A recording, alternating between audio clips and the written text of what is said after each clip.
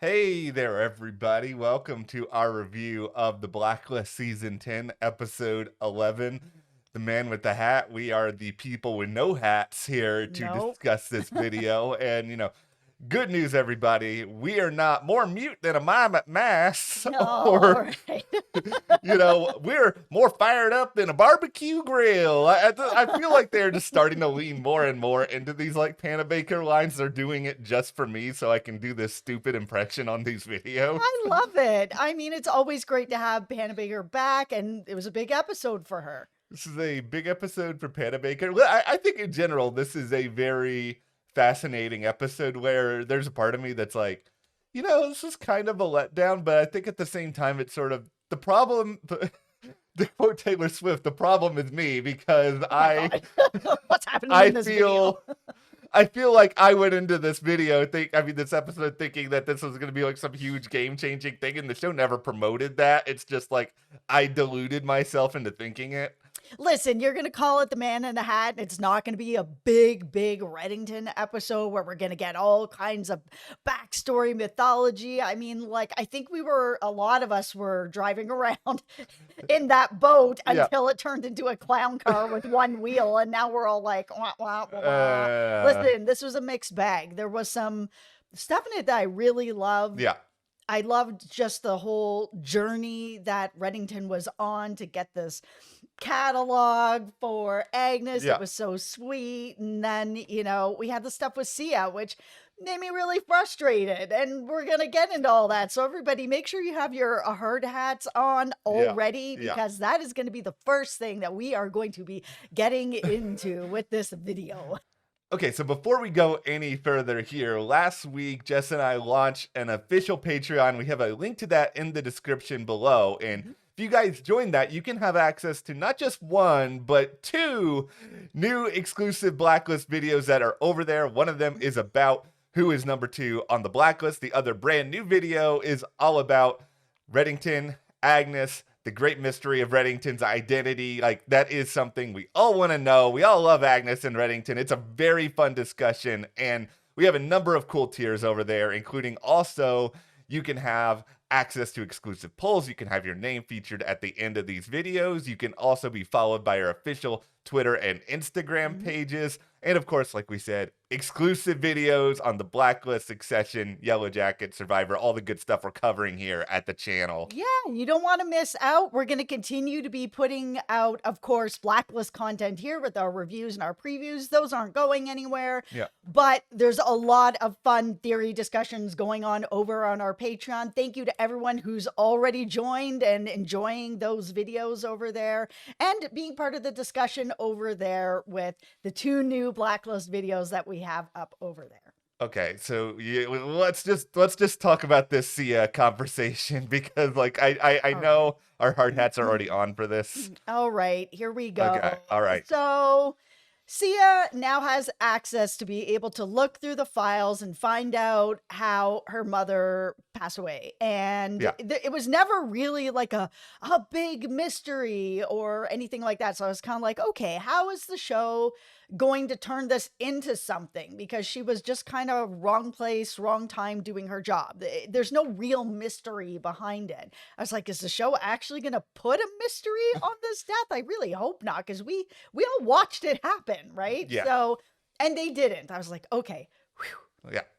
Then she goes into the file and finds out she's adopted, right? Yeah. Like Liz all over again, except now it's Sia who will be like, I want answers about my biological parents and my adoption. I just feel like, we're in the final season, and having the same story, which was extremely important and powerful the first time around, to then have it be brought back in with a brand new characters like, Mira's not my biological mother. Well, why would she have done this? And why wouldn't she have told me? We had a really open relationship. And I have to be sitting here being like, oh, we're we're going through this story again because guess who's probably got the answers? Reddington, right? So, I mean, are we going to have like a second half of the season where it's just Sia following around Reddington being like, tell me the truth, tell me the answer? I can't. I can't do that again. I have my hard hat on and I can't do that again.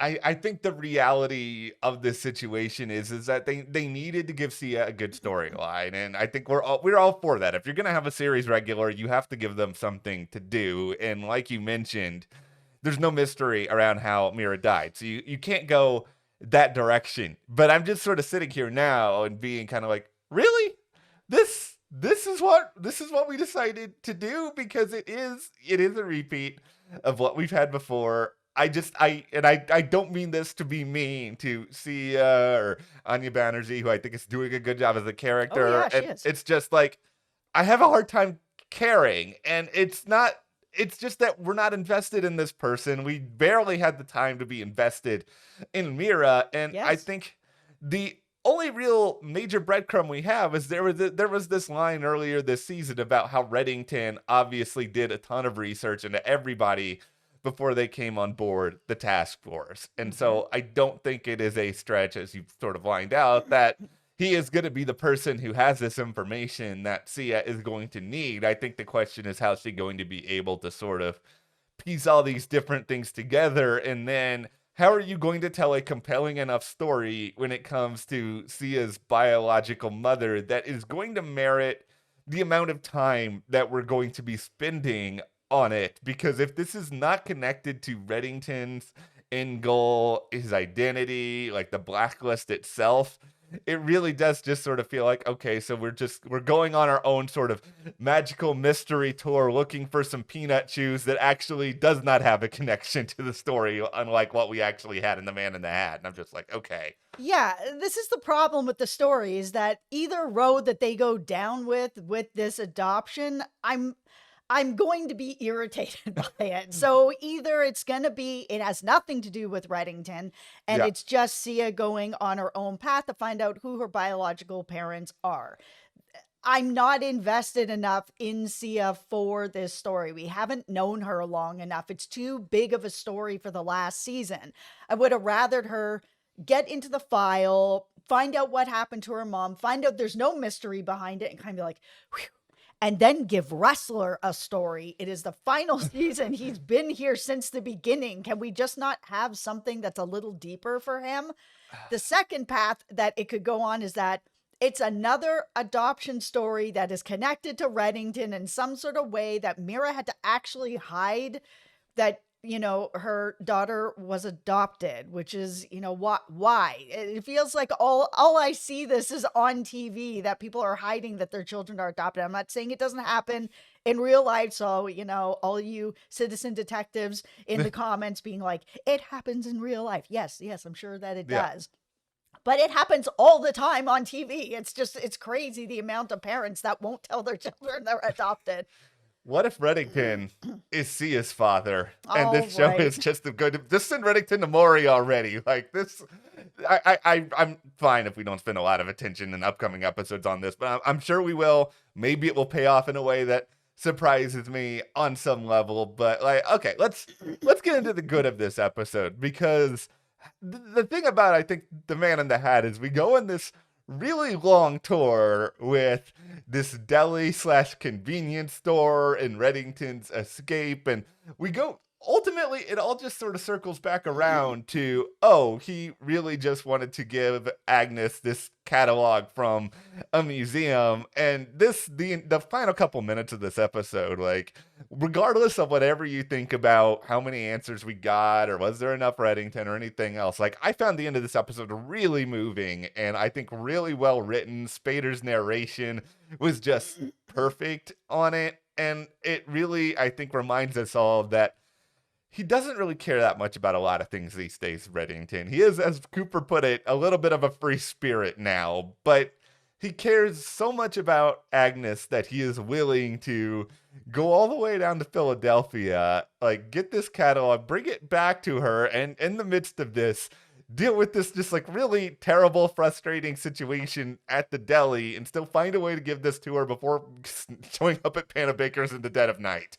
Yeah, I mean, it was a very touching story that, really the one thing that he truly cares about is Agnes. His love for her is deep, and that he is willing to, we were kind of talking, now that he's wiped himself from the task force, he doesn't exist anymore, his immunity agreement is gone, everything is gone. What's his purpose now? What is he doing now? Is he still dealing with people on the blacklist? Is he going to be doing something else? And it really felt like this episode is setting up that his purpose is Agnes and the people that he loves, that he wants to make sure that he puts out as much good towards the people that he loves to make sure that they know just how much they are loved before the end of the show. I'm I, not mad about that.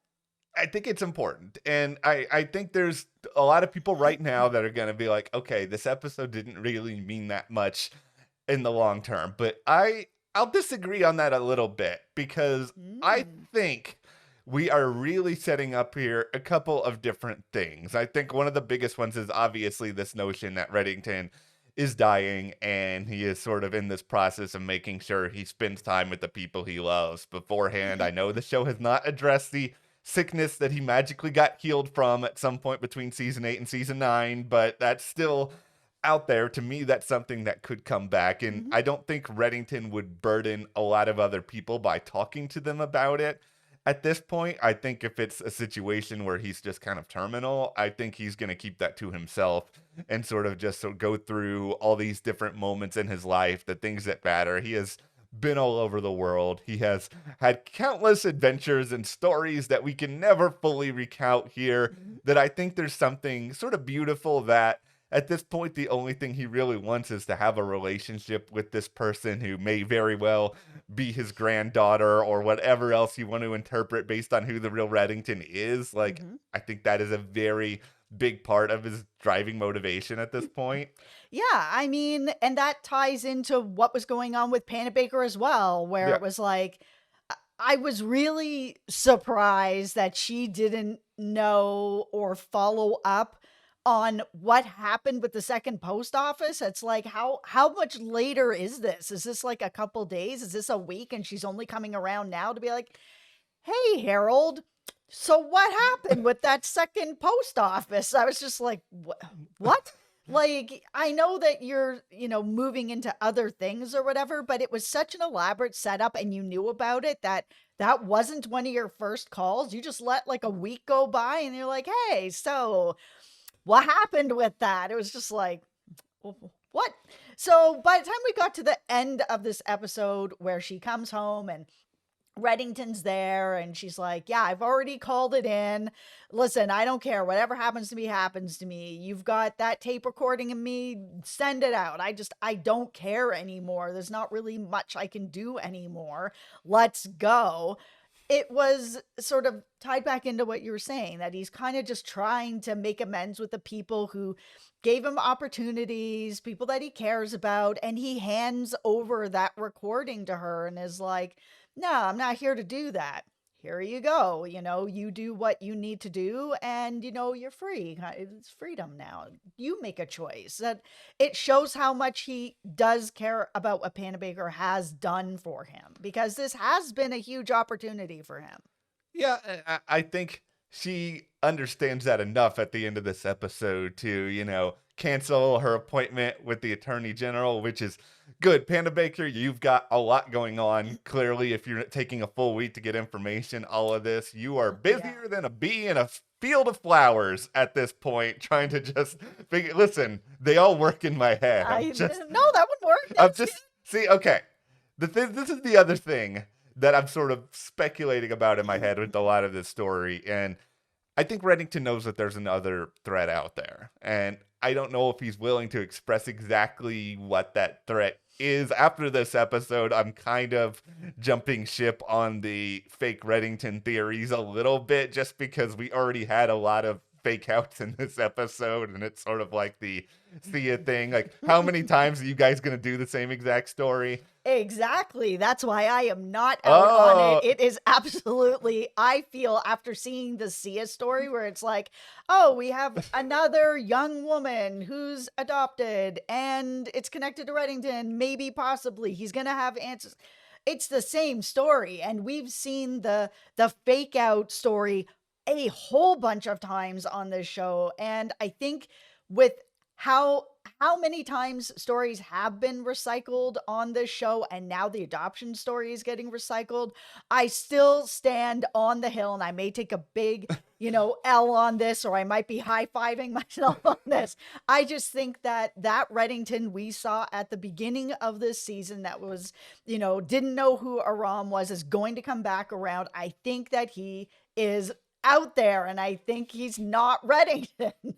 it's gonna be even funnier for me if I take an L on this, because it's like I was right there with you, and then I jumped ship halfway through because I got. And that's okay, we don't have to always agree. We don't always. I know, but then it'll be like I was so close and I chickened out. No, you might listen. You have taken a lot of W's on this channel, so that second post office. Okay, all right. No, the thing is that I think no matter what, Reddington is sort of battering down the hatches at this point, because if there's another threat out there, if it is a fake Reddington, if it is like some other sort of enemy, if it is the ghost of some of his most notorious people, whether it's maybe it's the real Katarine, I don't know. I'm just throwing things out, but I think ultimately, if he knows that there's something coming and he knows that there's nothing that he can really do about it right now, which I know is kind of a crazy thought because we all think of him as having unlimited resources, clearly to the point where he can have Chuck just show up at a bar and give everybody huge bags of money. But if this is something that he can't stop, he might just be thinking, okay, you know what? I want to enjoy the moments that I have right now. I want to make sure people know that I love them, that I care about them, that my legacy in their eyes is sort of assured. And then I'll have their trust if there is a big threat that's coming. But even if I don't, I at least have these memories.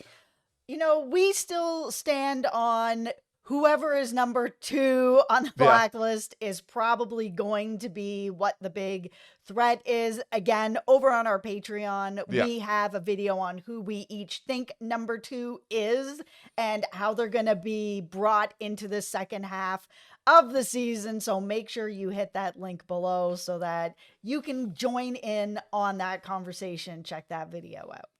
I will say that I did enjoy sort of the weird deli gas station, whatever this was setting for a the part quick of this. stop. And for all you Kevin Smith fans out there, I know you saw that where you were like, it's the quick stop.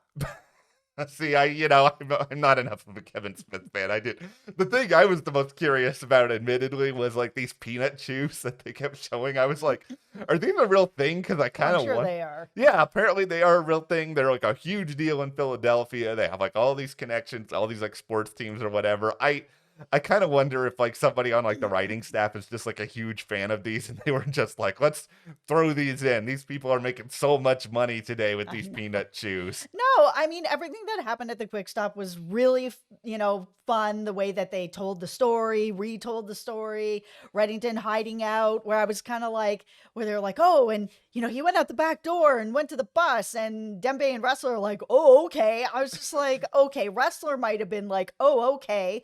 But Dembe, what? Wait, what? Like, no, nah, he wouldn't have felt that. He's worked with Reddington so closely that he wouldn't have just believed that he went out the back door.